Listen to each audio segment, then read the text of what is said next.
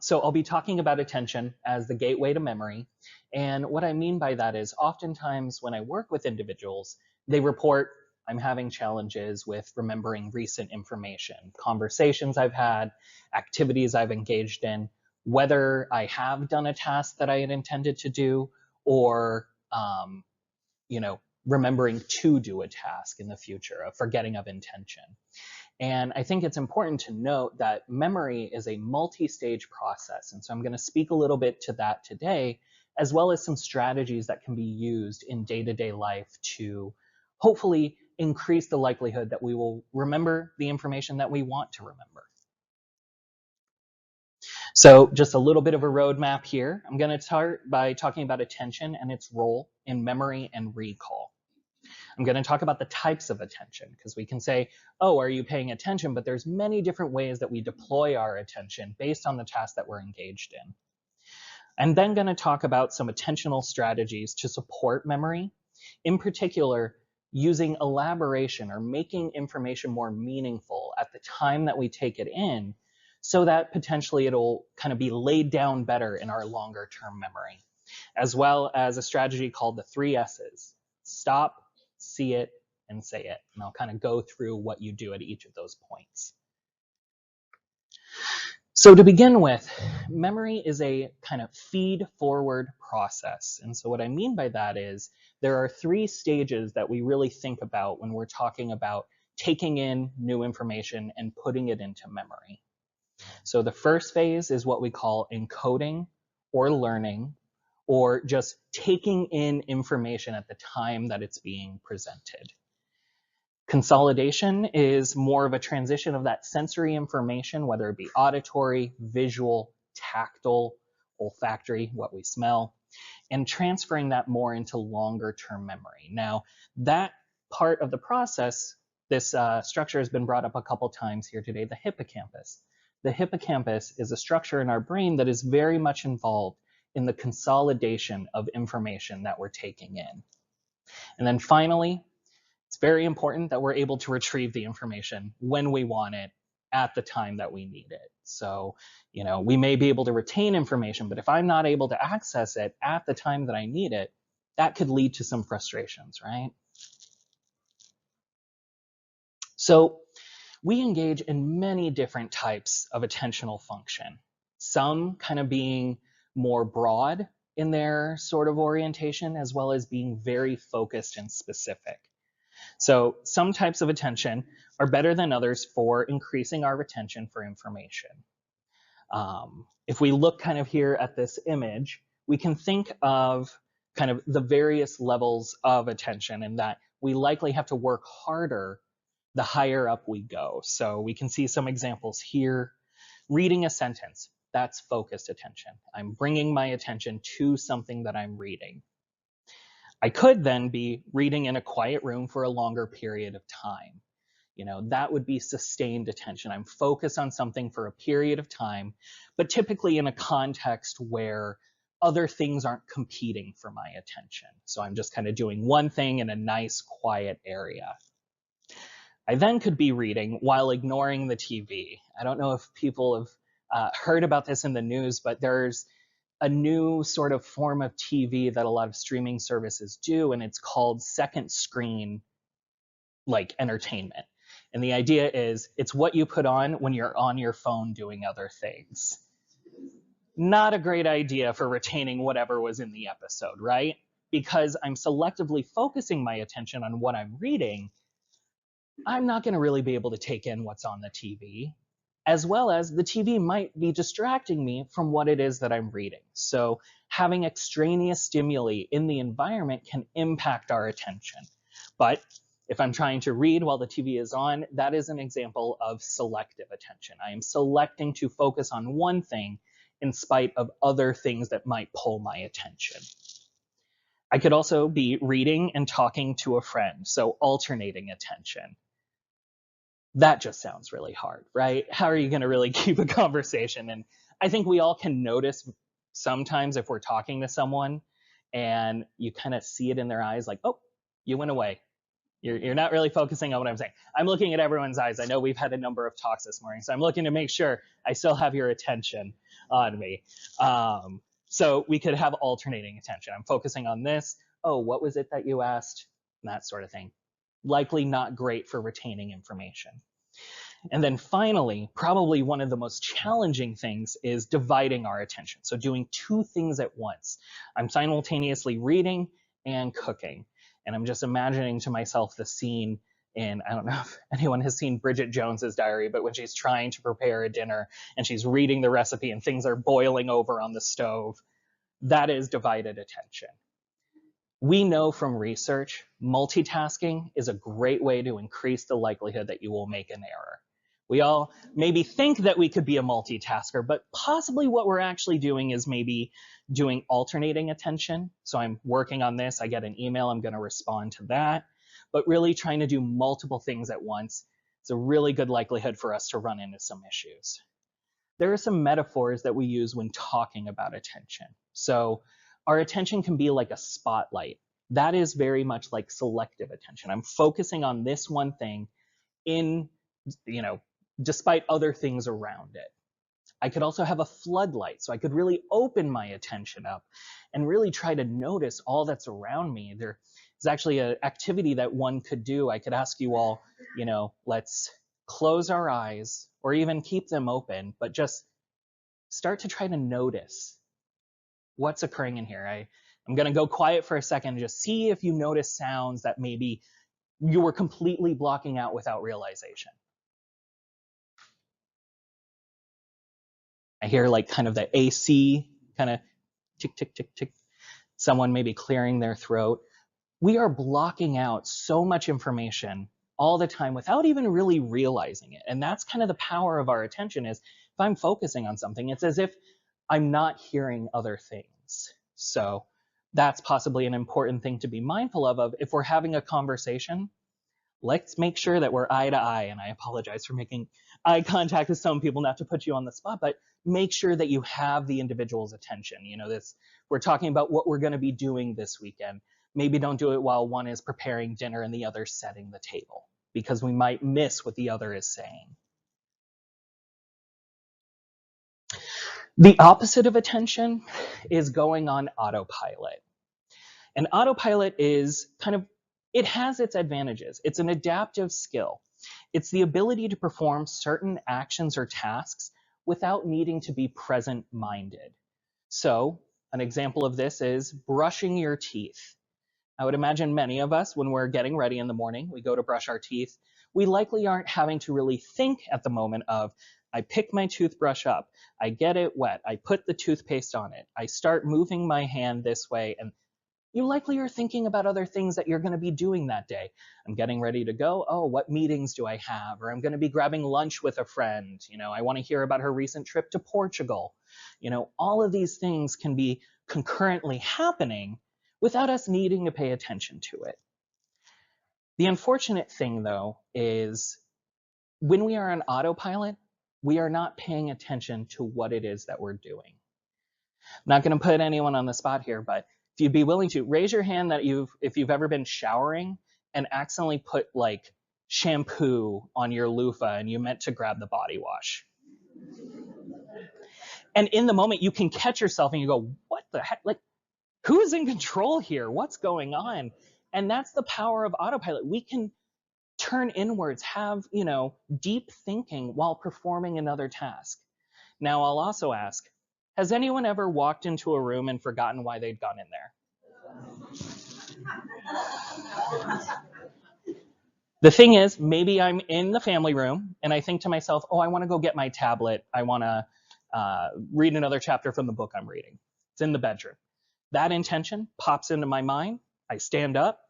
We likely know the layout of our home, so we don't really have to think of how to get to our bedroom. And so our body is walking, and I can be in that time, in that brief period, what do I want for dinner tonight? We had tacos last night, so maybe my body's still walking. I get to the bedroom, I'm like, why did I come here? Oftentimes we do recall when we get back to the room because we don't have what it was that we were going for in the first place. But these are the kinds of things, these are the errors that can occur if we aren't paying attention. So I'd like to kind of shift here, but would anyone else have an idea of an action you perform on autopilot?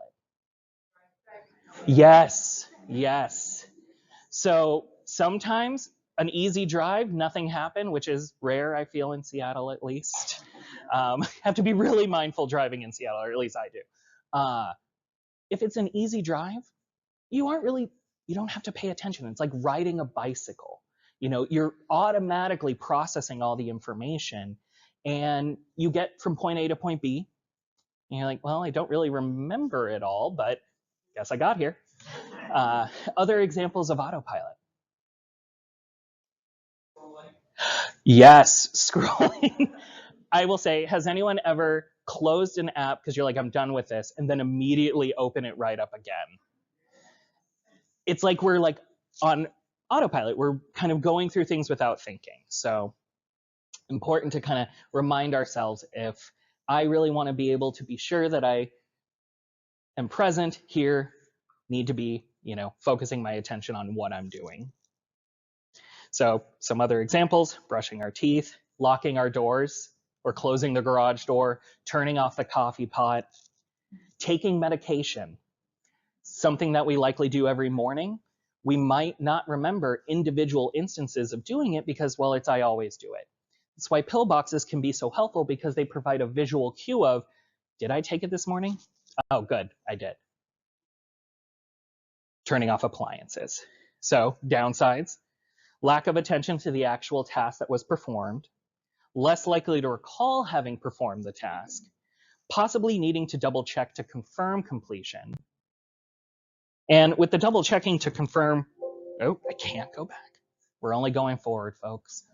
Okay, well, what I was going to say to that is, well, I now forgot what I was going to say. So let's just keep on keeping on. So I'll ask you all this. Have you ever been introduced to someone and within seconds think, oh my gosh, I do not recall their name? Why do you think that happens? Yeah, you're not paying close attention to when you hear their name. Yeah, absolutely. It's, hi, I see you have your name. So I'd say like, oh, I'm Joel. It's good to meet you. And we're maybe preparing to say something. It's kind of an intense or, a little stressful moment.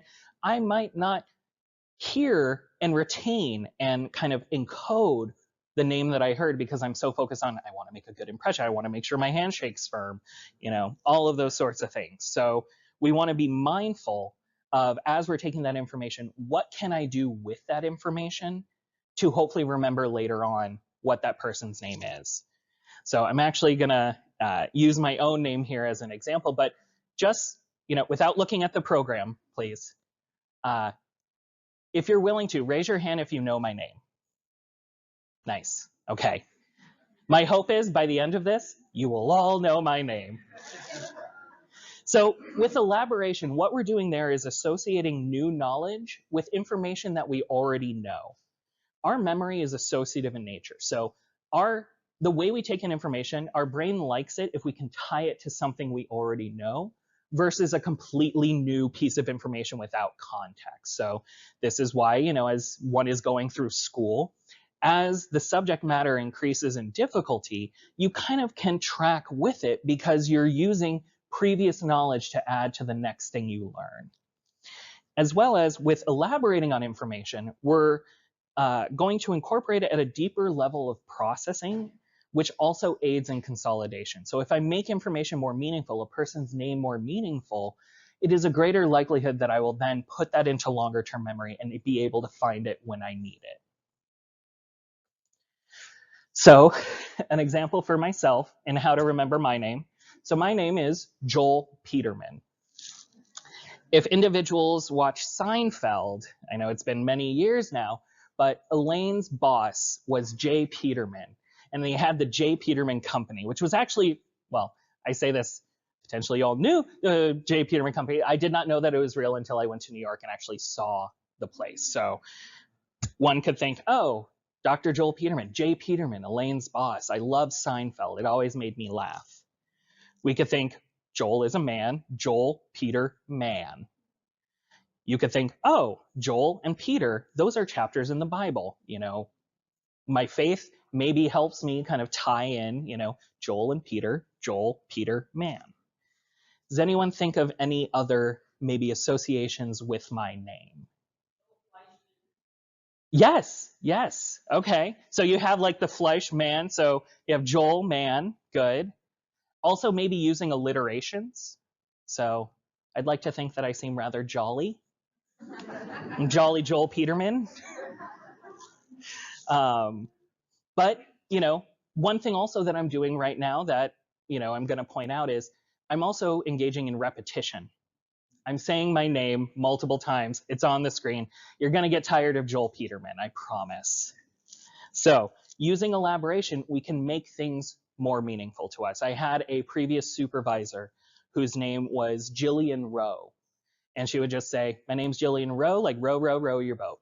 So anything we can find, perhaps you had a beloved aunt or uncle with the same name, tying it to that. These are the sorts of things that can help us. I'm now going to shift to stop, see it, and say it. So the 3 S's, stop, see it, and say it. This strategy is very helpful for remembering that intention from the moment we think about it to getting to the room where we were going to engage in whatever we needed to do. But it's also helpful for remembering things I have done. So with stop, and this kind of ties in to Dr. Dotson's talk of being mindful, pulling our attention into the present moment, being here in kind of focusing on what it is we're doing. So we are coming off of autopilot. We are the active driver of our mind. So we stop, bring your mind to the present. If I'm thinking to do something, so going and getting my tablet, I then imagine myself, I engage in mental imagery, thinking I'm walking to the room, I'm seeing my body walk through the hallway, I see the, pieces of art that we have on the walls, and I know where my tablet is and I get it. And then I say to myself, go get your tablet in the bedroom. We can say this internally inside of our mind, or even externally, say it out loud to ourselves. So then we're kind of engaging in external auditory processing. So all of these things, one thing, it slows us down. So it takes that intention and gives us more time to think about it. We are engaging in visual imagery, which actually activates the visual cortex. So when you imagine a scene, your visual cortex activates as if it's actually seeing that information. And when you say things to yourself, you're engaging your auditory cortex as well. So you're hearing yourself speak. All of these things hopefully will increase that depth of encoding for you to know what you intended to do when you go to do it. The flip side of this is we can use it to remember something we had done. So I live in an apartment. I lock my door every day, but maybe I have a particularly stressful week. And certainly stress, as it increases, can make our memory a little bit shakier. So I leave my house and I go, oh gosh, did I lock the door? I don't really know if I did today. I go back, lo and behold, it was. I just didn't remember. So what I can do is, as I'm leaving every day, as I close my door, I stop, look at the lock, watch my hand go in, turn the key, and I say, Joel, you're locking the door. Go to work. And that helps me. So when I get that little itch in my brain later, maybe 15 minutes from home, did I lock the door? I can be more confident that I did because I potentially remember that moment when I did it that morning. So it works for both future intentions as well as recalling a task that was already performed. It slows down the time that we're engaging in that task to increase the degree of processing for it. It incorporates multiple senses, which then deepen the depth of encoding and processing. So with attention, we want to be mindful, present. To the degree that we can, we're lower on that staircase of how we're focusing our attention, because the lower we are on that staircase, the more likely it is that we'll be able to recall what it was that we were doing, saying, or intending to do. But with that, who knows my name? Thank you all very much.